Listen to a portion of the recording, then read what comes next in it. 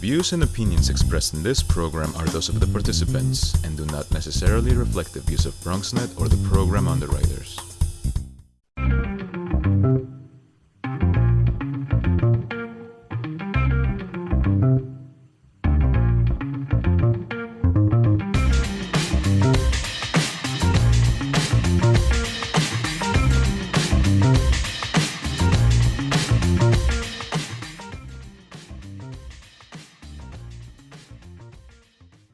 Hey there, it's time for the Bronx Buzz. This is BronxNet's program. You might know it already, where we talk to writers and editors and journalists and videographers and photographers. And the way we defined it over time, over the last 4 years, was anybody who puts stuff out in the borough of the Bronx. And this evening, guess what we're going to do? We're going to do music. Both segments are going to be about music. And the reason that we're starting with Penny Swift of Education Through Music is she had an impassioned op-ed piece in Gotham Gazette, and we want to review that. That was her putting it out. And so let's say good evening to Penny Swift. Nice to have you with us. Thank you. It's nice to be here. Let's talk about education through music. People probably know, if they've been watching our programs on BronxNet for a long time, I am very, very passionate about making sure all Bronx children have the opportunity to play music and learn music in schools. Tell me about what education music is about and where we are at. Sure. Well, I'm glad to hear you're excited about music as well. We're actually celebrating our 30th anniversary this year, which is quite an exciting milestone. Over the last 30 years, we have served over 300,000 students. Wow. We've provided over 7.5 million hours of educational music. And we have produced over 1,000 school concerts during that time. Wow. It's Congratulations. amazing. Thank you. Thank you. And thank you to my predecessor as well. And that's can we name her? Catherine Damkoller. And I do want to say, as I mentioned to you before the show, she had been on BronxNet, on Bronx Talk, my other program, a number of times, bringing musical groups and all those kinds of things. And so I know who you guys are, and we love what your mission is. She's wonderful, absolutely wonderful. I'm excited to be able to share with you that our founders of the organization had recognized 30 years ago that there were inequities in public school education. And in order to reduce and diminish those inequities, music education was going to be that catalyst in an effort to pursue equity and provide access to all of New York City students in a manner in which the city and the students had never seen before. And so you've been out there teaching and bringing educators, instruments, helping putting bands together, and all those kinds of things, right? Exactly. This year we partner with 53 New York City public schools. We don't just provide comprehensive and sequential music education to the students, but we really pride ourselves on being a comprehensive partner to the school principals.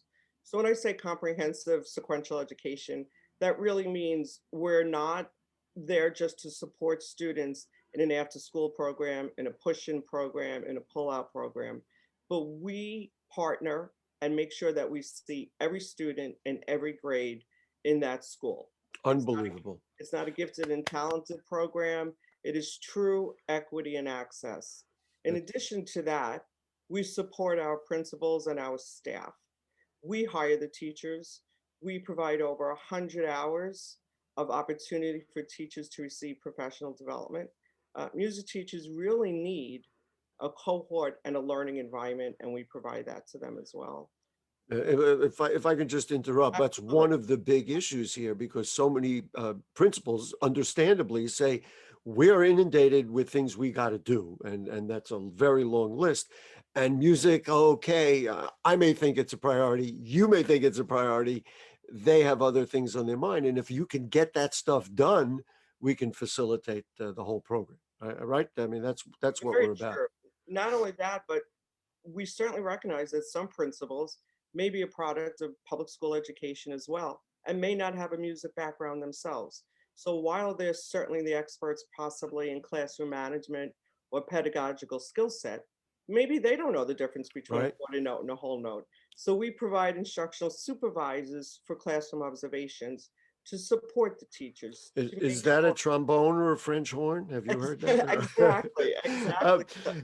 uh, so let's talk about the pandemic. I have thought, and when we closed our schools and then we opened them virtually, I said, oh my goodness, the thing that I value most is having Bronx children get a chance to play and learn music and be inspired by it and affected by it. And now they're not going to get a chance. But you found a way, right? I mean, this is really a wonderful story.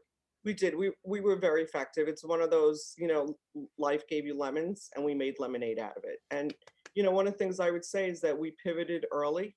We recognize that, I always say in the midst of a crisis, you make sure you plan and you provide structure. And that's what we did. We went back to the very tenets of the success of our organization and said, we support our teachers because we know teachers who are educated and have the resources needed will be productive in the classroom. And what did you have them do? This to me is the most exciting and interesting part of it. You changed the way you delivered the education. We did. We went to remote distance learning like everybody else. So we changed our professional development. So it was social emotional learning. Maybe it was less professional development on ukuleles and more professional development on how do we make guitars out of tissue boxes. Wow. Less development on pianos or something else similar to that, and more development on how do we make garbage bags, bagpipes. uh, Gamification. We provided gamification training for our teachers Wow. to engage students because everything was online. We brought in facilitators who were really the experts in remote distance learning long before we were. So we really pivoted on a dime. Additionally, we recognize that so many students don't have access to technology, which is a shame. It's one of Um, the big issues that we've all, that I say we've all, but all the schools and all the children and families have had to deal with. Absolutely. So we put our resources on our website so parents could go to our website and see our lessons. And ironically, we probably touched more children. We partnered with BronxNet. We partnered with Let's Learn New York City, and we put our lessons out there. We had our teachers on Facebook. We Wow. used technology and social media and actually increased the amount of students we were reaching than we had pre-pandemic. It's one of the secrets, and I know this from what we do also, is that it's made things a little more convenient. In other words, rather than have you, which would be okay, come up to our studio, we're able to do this, and you could do it whether you're home or in your office, whatever. Where are we going now after the pandemic? What do you need? What do schools, what does the Department of Education need to do? Notice I'm doing this like a conductor of Sure. an orchestra. What do they need to do in order to move us to the next level as we begin to emerge from the pandemic and then learn from our experience and do better? So we need collaboration across all areas of New York City, all administration, all public administration, and education officials, most importantly. It has to stop that your zip code will determine the quality of education that you need, Right. most importantly. That's from the educational field. We need people in powers of authority to say just what the New York State Department of Education has said, and New York, and I'm sorry, U.S. Department of Education, New York State Department of Education has said music should be a core curriculum. We need to ensure that continues to happen if we are going to have lifelong learners and well-rounded educators. I want to just interject when you talk about collaboration. Now, I can tell you, because I have moderated numerous political debates, and we're going to be doing many more for city council and all that, and borough president as we get closer to the primary day. Every single debate, I have made sure to ask the question, what can we do with our curriculums? Will you, make the commitment? And every one of them said, oh, absolutely. I'm waiting to see, because I'm ready to, I'm agreeing with you that schools can't do it on their own. We need leadership from the top. We need leadership out of City Hall, and we certainly need leadership out of the state. Absolutely. That's my own advocacy. I can't stop. I'm sorry. I agree. I mean, our funders and our donors have opened up their hearts and they've opened up their pocketbooks. Now we need commitment from the leaders to make sure this continues. Is there a funding, stupid question? Of course, there's a funding issue. And the question, how significant is it? We know that you get grants and you get all kinds of donations. How do we all keep education through music happy and healthy, and of course, reaching not only the students you've already reached, but even more Bronx students?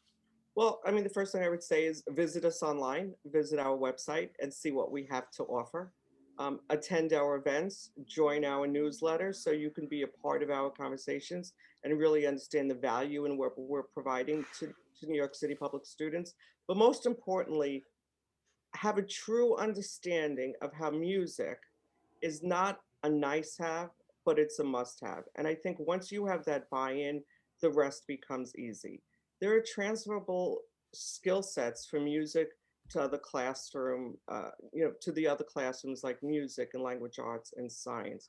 Recognize the social and emotional content that music education provides. In our own impact reports, we have recognized that 59% of students in ensemble programs didn't skip school because of music. 79% of families in New York City can provide a private music lesson or program for their students. Interpret those numbers and recognize that this is important to the students of New York City. We may not every child may be a musician, but they could be digital citizens moving forward. And I've got to interject on that. It can infuse something in their lives that will make them more creative, that will make them more passionate, just the things we need. And the example that I use all the time is, you know who has one of the best orchestras in the Bronx? The Albert Einstein College of Medicine and the doctors. So I always say, if you want to be a doctor, learn to play music, because that's what it does. It fuels that passion for something else that's larger. Last question before we have to go. What about for you? Now, you confided to me before the program that you weren't really a musician beforehand. What has this taught you, this experience? You've been with ETM for 4 years. What has it taught you about music, about the kids, about the education process? Well, it's really opened my eyes, once again, very unfortunately, to the inequities in public schools, right? A zip code in 10541 in Putnam County has this access. 10451 has that access. And it has reignited my passion to make sure that every child has every opportunity, and a lack of opportunity will not prevent a child from being successful. For me personally, because I don't have a music background, it's given me that passion to advocate even more so people don't lack some of the things that I've lacked over my life, not having that kind of content in my education. Penny Swift, Executive Director of Education Through Music. How do people find you? They can find you on the web. The website is? etmonline.org. etmonline.org. I think it's one of the most important organizations in our Bronx. We invented all the music that's out there. Let's let our kids inherit that heritage and move it to the next level. Penny Swift, thank you so much. Everybody, check out Education Through Music. We need them. We love them. We got to have more and more and more. We appreciate your time this evening. Thank you. Thank you so much. Okay, we're going to take a short break. I told you it was going to be a music show, and we talk about people who put stuff out. We got a group. There are two guys out of Parkchester who have put a little group together. They put out their first single. We're going to listen to a piece of the single, and we'll do that right after this. Don't go away. We know that people are dealing with the health crisis, but there's also a lot of food insecurity. We're giving out healthy food options, and that's what's key here. If you're a senior, you have a disability, they'll actually deliver meals to you. The residents are anxious, they're worried, they're scared, they want to be tested. When things were happening in our community and we couldn't get the help. There's almost a presumption of criminality that attaches to your skin color. The site will prioritize those who are at highest risk in the population. If you feel symptoms and you'd like to visit one of these COVID-19 testing sites here in the Bronx, you may call the State Health Department's hotline. Important to note about this site is no reservations are needed. This is a walk-in clinic. A lot of us are out of work and looking for something to do. We have the machinery and the skills to make large scales of these masks and gowns. Take care of your people. It's going to go way further than we actually can understand. Right now, employees like myself are just adjusting to the new reality. Reporting from Bronx, this is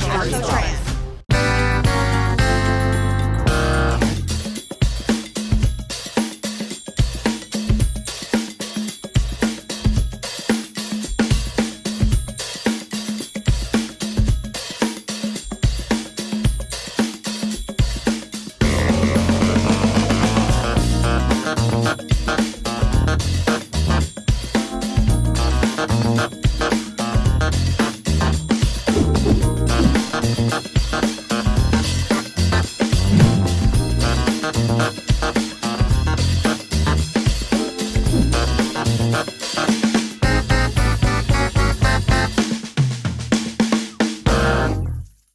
back with you on the Bronx Buzz. It is a pleasure to welcome, here they are, 1L Music. We don't know what it means, but there it is. We're going to say hello to Nick Pretel and Josh Anthony. And gentlemen, nice to see you. Nice to have you with us. Who is 1L Music? Yeah, thank you for having us on, Gary. I'm Nick, and this is Josh. Josh. And yeah, 1L Music started for us, at least in terms of history, a long time ago from high school. And now we're 26. So it's been a bit of time. We're longtime friends. We've known each other from 3 years old. And we went through high school together. And we were part of a Catholic organization called Community Liberation. And we would go between boroughs. We had friends in Staten Island, Brooklyn, and Queens, and Bronx. And we would go to their house, have dinner, and have guitar circles, playing like spirituals and playing just classic rock, having fun. And it opened up an avenue for us where we could express ourselves through music and share experiences. And then after that, we moved into different areas in college. I was far away, and we would share music whenever I came back home. And excuse me, share music that you had listened to on CDs, cassettes, or records, or share music that you kind of had been noodling around with on your own and creating? Yeah, I'll actually let Josh explain that process. All right, go right to it. Yeah, so in high school, I went to St. Raymond High School in Castle Hill, and Nick went to Bronx Letters on 138th Street. And when college was the first time we'd ever been apart, we'd relatively live close to each other and spend a lot of time together. So in my last year of high school, St. Raymond's offered a piano class. And so I would start, fiddling around on the piano. And then when we went away, when he went to university, I would send him audio clips of just me improvising on the piano. And then Nick would then provide lyrics, melodies, and eventually years later, here we are. So it had kind of an organic development. Right? In other words, it wasn't like, hey guys, let's make a band and we'll keep developing it. It was like, oh, you know what? I think maybe we have a band, right? Or a group. Exactly. Is that really what happened? And was there, I love that crystalline moment when like the light bulb lights. Was there a moment like that where you said, you know what? Some of this stuff is not bad and we ought to kind of put our stuff together? Mm-hmm. It's crazy. Like I was just basing all my lyrics off of, angst of college and trying to keep grades up, and it was weighing down. I needed some kind of form of expression. And so it was just for myself, it was for us. But then we shared it to our friends and our family, and they loved it. We had one friend who was from Italy, and when she was getting married, she asked us to sing one of our songs at her wedding. She had like her favorite like playlist of songs from us. And we ended up going to Italy and playing in front of like 200 people at this wedding.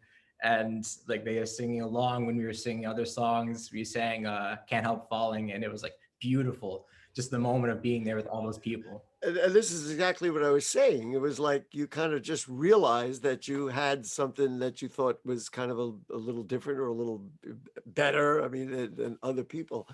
We're going to show people what you sound like. And the beauty of modern music is that a lot of it is so visual. It's, you got your cell phone and there you go, you're on TV and you got a music video. So the song that you've just done and that you're most proud of recently is Prison Walls, right? Is that what I got? Somebody want to introduce it, give us a little background about it, how it was created, what it's about? Sure, I'll give a little background of the writing of it, and then Josh can talk a little about the production. But well, let's do the writing and then we'll play it and then you come back and we'll talk about the production. Go ahead. Prison Walls, we wrote that about a year ago from now, at the start of the pandemic, when the cases were rising, all the news of people staying in, and things were so unclear for us, piled on top of the fact that jobs were very uncertain at the time, and there was more workload coming on as you weren't certain that you were going to be able to keep it. And for me, that was like a huge just stress. I needed like some form of expression to say like, this feels like walls caving down on me. I don't know like where to go from here. And yeah, Prison Walls became that. There it is. Yeah. There it is. All right. So this is 1L Music. I understand they're from Parkchester, right? We're right in this, which is the geographic center of our beautiful borough of the Bronx. So 1L Music from the center of the BX. And here it is, Prison Walls. Let's take a look.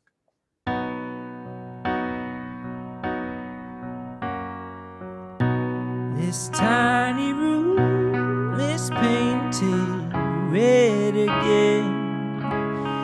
My aggression has become self-evident.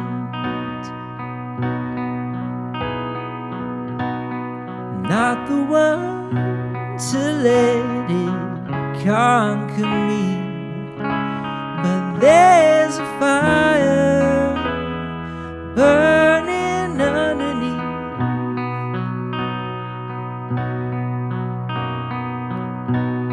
'Cause I'm afraid of my mind again when it wears my body thin. These prison walls are surrounding me. No, this is not the man I want to be.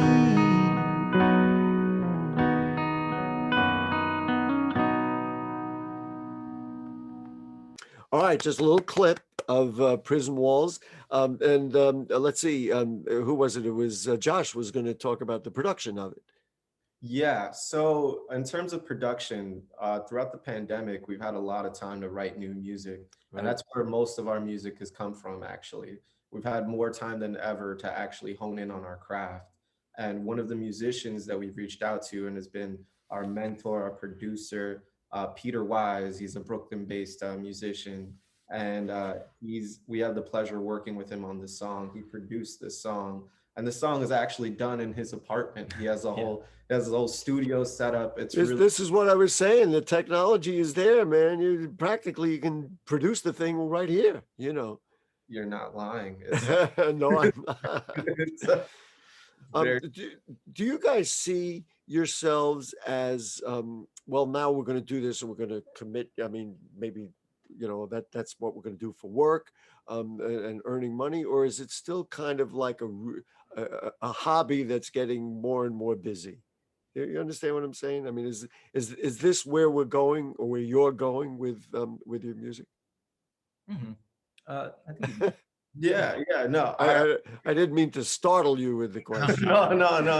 And this has been something that's been prevalent on our minds too, because it's like you said, it's grown organically. Like this wasn't something that, you know, we grew up and we were like, you know what, we're going to be full-time musicians. But the more that we give ourselves to it, the more and more it's becoming a reality that the more that we put our all into this, the more that this is going to become something that sooner or later, when whatever way is going to make itself clear that we are going to make money off of this, or it's going to become our living, whatever facet of music it is.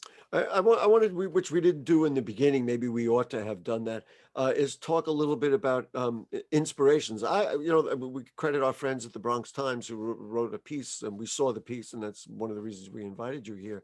But they talked about a whole range of inspirations. You know, a lot of people are inspired by this or this, but the two of you seem to have a broad music background. I'm always interested in that kind of thing. So I don't know, Nick, why don't you start and tell us when you were first exposed to music and what kind of music you like that you try and, I don't want to say emulate, but inspires what you create. Mm-hmm. Yeah, for me, music really came through around the 6th grade. My grandfather had passed away, and he was a big Bob Dylan fan, loved like that kind of era of music. And that was all I had in my playlist for like a year. Wow. That, like, really old time stuff. And then it kind of switched over when I started singing more in high school with all my friends, came to more contemporary stuff along with spirituals and lots of U2 and soft rock. And were either of you trained, specifically, or it was kind of thing like, did you take music lessons, or did you just keep playing? I don't know how else to say it. Yeah, funny enough, I took singing lessons from last year on, so Wow. I'm fresh to music myself. All right. And Josh, what about you as far as your inspirations, or is it really the same kind of thing? No, I didn't come to know Bob Dylan really until songwriting. Listen, guys, I don't know if I've ever said this on television in 26 years, but I'm a big Bob Dylan guy. So I'm so sorry your grandfather has passed, because I'd love to hang with him and share a little bit. But so go ahead, Josh. I'm sorry, I had to interject. No. Bob Dylan's amazing. He's one of the greatest songwriters ever. In terms of what I grew up with, I really didn't get into music. I mean, my memory of music was just my mom had the one album from the Beatles. Which one? No, I think it was the number one. It's like Meet the Beatles with I Saw Her Standing There, and they had Me on there, and Kristen Shout. Exactly. So they had all those songs on there, and then my mom would also blast a lot of Mark Anthony and just salsa. So that's what I was kind of exposed to growing up. And then as I got older, I got into my own stuff like Coldplay, or it was in high school, it was like Drake and hip hop, and then there you go. Transitioned all over the place. The segment we did just before you guys was talking about why it's so important. Now you see why it's so important that kids get exposed to music, even if they don't become great musicians. It's got to be part of their lives. All right, so how do we find you? 1L Music, and we got about 15 seconds. Who's going to just tell us what 1L Music stands for? 1L Music. It's about home. For us, it's just a symbol of home. Oh, I was going to say, is that the Parkchester apartment, 1L? I don't know. All right. So what's the Instagram and what's the website, or what do we got so people can find you? So our website is 1lmusic.com. Very simple, all lowercase. And then Instagram is 1l.music at Instagram. 1l.music at Instagram. Hey, guys, congratulations on the music. Congratulations on Prison Walls. As you keep putting stuff out, I hope you will continue to let us know about it here on BronxNet, and we'll put you on the Bronx Buzz and keep talking about it. It's just so great to have Bronx people creating music and putting stuff out. We've always done it. Here's a proof that we're going to keep doing it. So Nick Pretel and Josh Anthony, thank you both so much for joining us on the Bronx Buzz. Thank you. Thank you, Gary. Thank you very much. That's it for us. Thanks to our great producer, Rebecca Hemick. Our interns are Jalen and Christine. And guess what's going to happen? We will see you next week. Oh, by the way, we're going to do an education show on Bronx Talk this week. So we'll see you. Good night.